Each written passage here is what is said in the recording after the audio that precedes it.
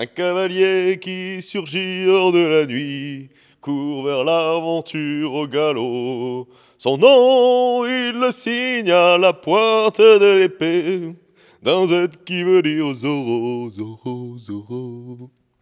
Dans Les Secrets de Zorro, vous incarnez les héritiers du célèbre justicier masqué. Alors en effet, Zorro n'a pas été aperçu depuis quelque temps, pour cause, Don Diego de la Vega est décédé.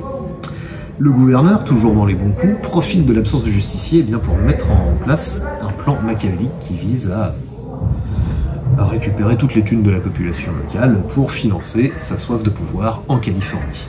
Alors du coup, c'est sans compter sur vous, les joueurs, qui allez devoir coopérer, travailler ensemble pour déjouer ces plans. Pour ce faire, vous allez pouvoir compter sur les enseignements posthumes de Zorro, sur ses alliés et bien évidemment sur les équipements qu'il vous aura laissés.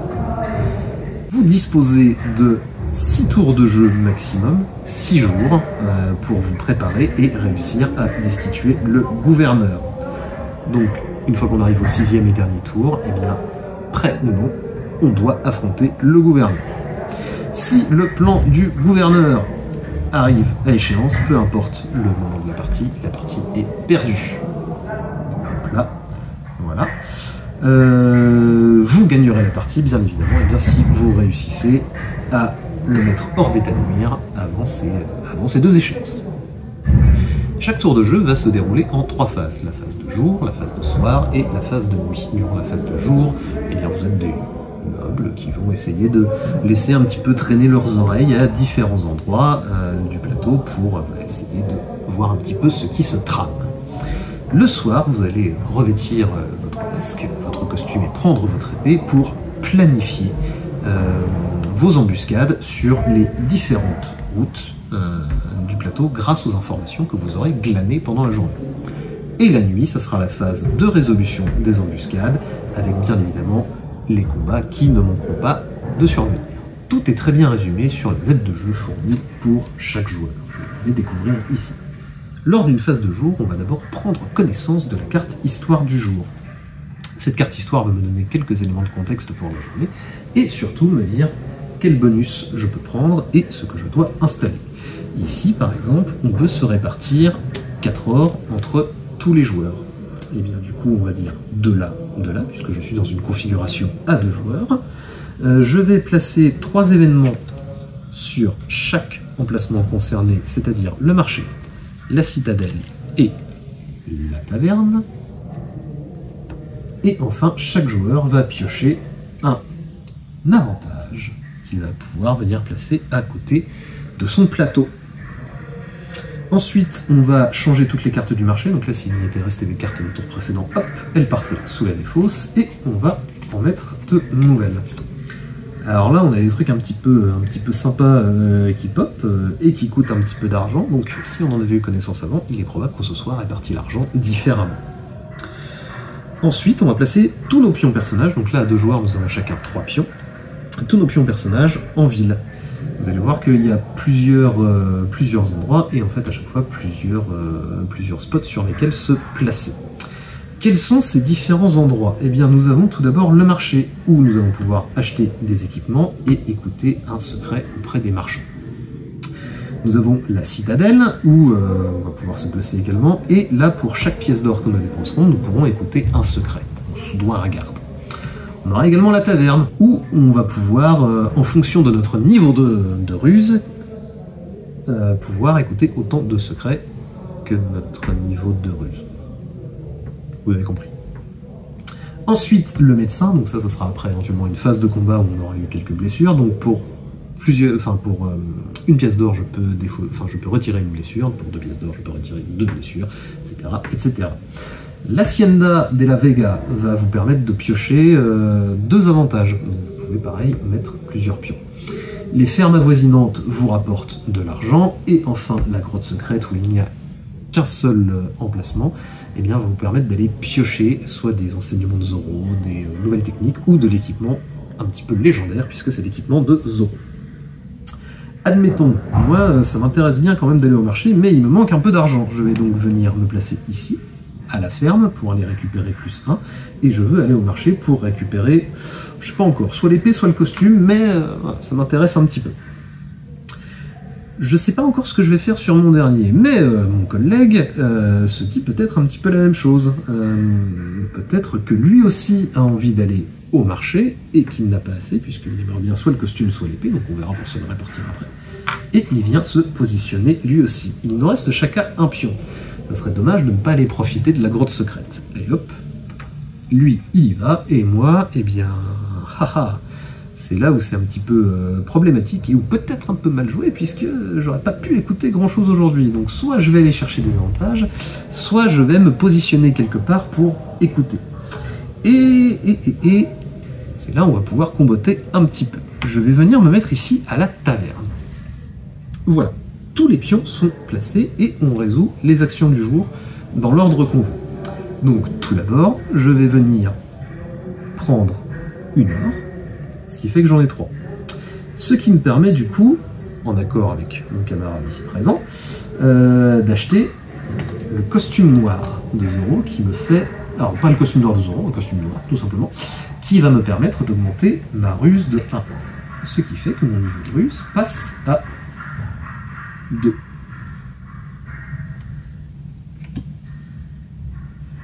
Je récupère mon pion, ce faisant, je peux écouter un événement. Ici, c'est un événement de jour. Cet événement me dit que si ma ruse est de 2 ou moins, je perds 2 ors. Eh bien, dans tous les cas, j'avais déjà dépensé mon or au marché. Donc, ce faisant, rien ne se passe. L'événement est défaussé. Et maintenant, je vais aller à la taverne, où là, mon niveau de ruse ayant augmenté, eh bien, je peux écouter 2 événements. Je tire un événement de nuit. L'événement de nuit va me dire combien de soldats vont accompagner cette patrouille. L'événement négatif éventuellement applicable en cas de défaite au combat. Et s'il y en avait un événement positif. Ça me dit également sur quelle route je dois la placer. Ici, ça se place sur la route Est. J'écoute mon deuxième.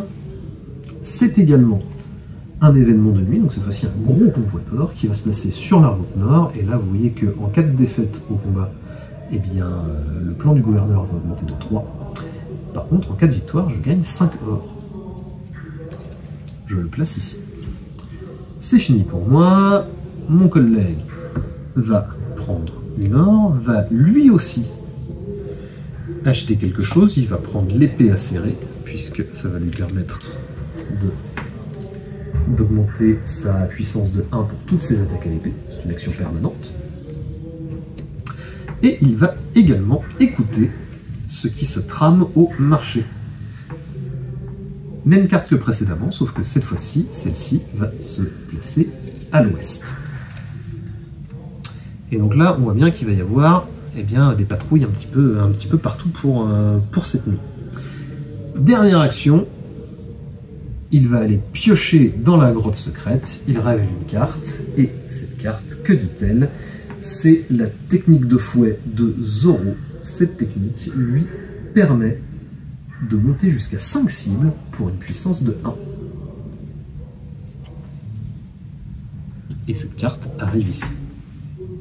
La journée est finie, on passe à la phase de soir, où on va revêtir notre costume de justicier et planifier nos embuscades de la nuit. Nous allons devoir mettre des soldats sur le combat central en fonction de l'avancée du plan du gouverneur. Pour le moment, le plan du gouverneur est à 0, on ne met pas de soldats, mais admettons, le plan serait ici, on mettrait un soldat, il serait là, on en mettrait encore un autre. Chaque joueur va placer un pion sur une route où il décide d'aller. L'idée est peut-être de se les répartir en fonction de ce qui va popper. Là, pour le moment, il n'y a pas grand chose ici, on ne risque rien. Après, on ne sait pas trop ce qui va sortir des autres piles. Eh bien, moi, je vais me placer à l'ouest. Le joueur bleu va se placer au nord. On va résoudre les événements encore cachés. Cette carte va popper au nord. Cette carte est un événement de jour, on va la défausser puisque nous sommes sur la phase de soir. Et une carte de la citadelle, nous avons au nord encore, au nord toujours,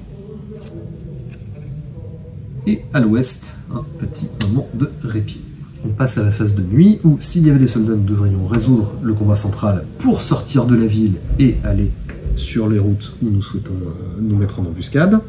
Nous résolvons les événements sans pion en appliquant les conséquences négatives. Effectivement, nous sommes mis sur ces routes-là. Nous avons eu du flair, puisqu'il n'y avait qu'un seul événement sur la route est.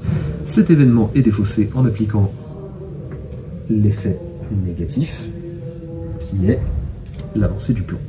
Nous allons ensuite devoir résoudre les événements qui se trouvent sur chaque route avec un pion personnage, dans un certain ordre. En fait, on va alterner pour que ce ne soit pas toujours les mêmes qui combattent au même moment. Lorsqu'un événement est résolu, on va pouvoir en appliquer.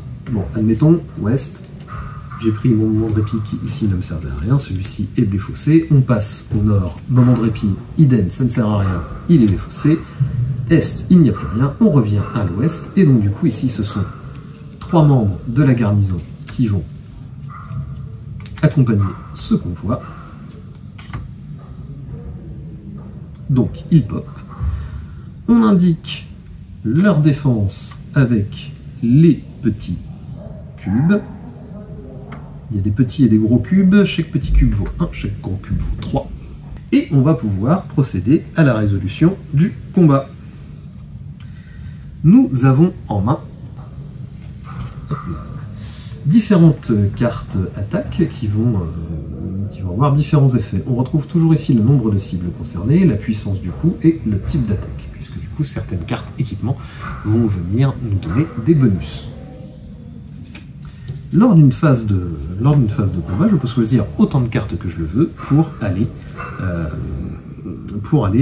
affronter les soldats, sachant que du coup les cibles vont être de la gauche vers la droite. Admettons que si je joue 7 enchaînements, je touche 2 cibles avec une valeur de 1, cela me permet de battre le soldat dépareillé, qui est défaussé, et de retirer 1 point au soldat fort. Je vais peut-être ensuite mettre une charge à cheval sur une cible pour une valeur de 5, ce qui va me permettre de mettre le soldat fort à 1. Et j'ai pas très bien joué, mais du coup je vais tenter le coup de fouet donc sur 3 cibles, là il n'y en a plus que 2, pour une valeur de 1, ce qui fait que je peux me débarrasser de mes 2 derniers soldats. Le combat est gagné, je suis tout seul sur la route, je gagne la récompense. Si j'avais perdu, eh bien ça aurait été fini pour moi. Et s'il restait des événements, ils auraient été défaussés, et le plan du gouverneur aurait augmenté de 3. Dans tous les cas, dans le cas présent, c'est le dernier événement de la route, c'en est donc fini pour moi. Ce qui risque de ne pas être la même pour le joueur ici présent. On résout les différents événements, et en fin de nuit, on reprend les attaques qu'on a en main, sauf les blessures. Que sont les blessures? Eh bien, en cas d'un combat perdu, c'en est, comme je le disais, fini pour le joueur. Il va prendre une attaque au choix dans sa main et la placer sur son plateau en blessure. Il ne pourra pas utiliser cette carte au prochain tour, à moins d'aller chez le médecin pour se faire soigner ou d'avoir un avantage qui le lui permet. À l'issue du dernier combat, la nuit est finie, on va donc attaquer une nouvelle journée, on déplace le marqueur, on pioche la nouvelle carte au jour, on rechange les cartes du marché, on réapplique les différents bonus, et c'est reparti pour un nouveau tour. Quelques petites précisions sur les conditions de défaite et de victoire dans les secrets de Zoro. Si le plan du gouverneur atteint son maximum, eh bien la partie est perdue. Au 6e jour, peu importe que l'on soit réellement prêt ou non, eh bien nous devons tenter d'aller destituer le gouverneur et donc, du coup l'affronter à la citadelle.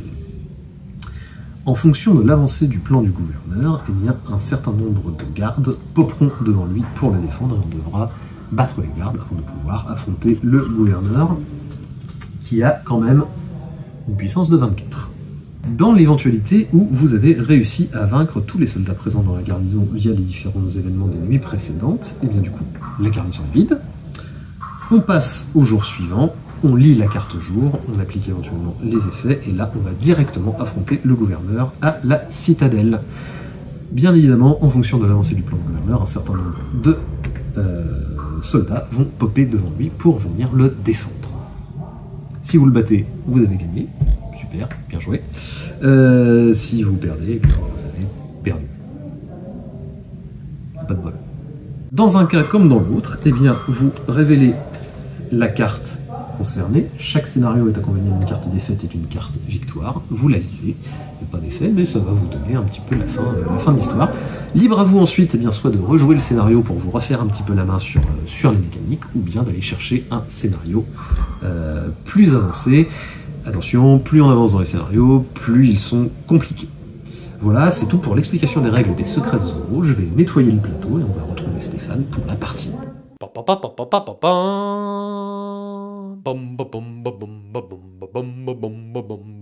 Il se nomme Zorro, Zorro, Zorro le justicier masqué. Ah non, zut, c'est Albert.